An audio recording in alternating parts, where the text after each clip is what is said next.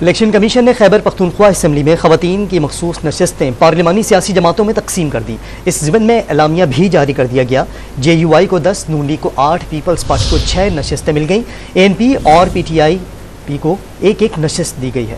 اسی پر بات کریں گے ڈان نیوز کے نمائندے عبدالحکیم محمد ہمارے ساتھ موجود ہیں۔ عبدالحکیم بتائے گا اعلامیہ میں کیا کہا گیا ہے اور کیا تفصیلات ہیں اس حوالے سے آپ کے پاس؟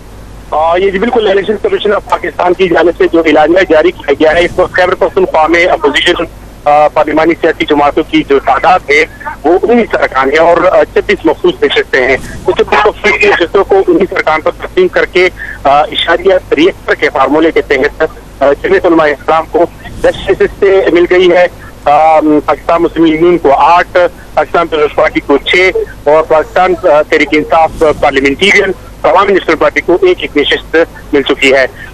جو الیکشن کمیشن میں فہرستیں جمع کرا دی گئی ہے ان سیاسی جماعتوں کی جانب سے، وہی خواتین جو مخصوص نشست دکھائے گی، تاہم جس پارٹی نے فہرست میں نام کم جمع کرائے ہیں تو وہ نئی فہرست جمع کرا سکتے ہیں رولز کے مطابق۔ جی بہت شکریہ عبدالحکیم۔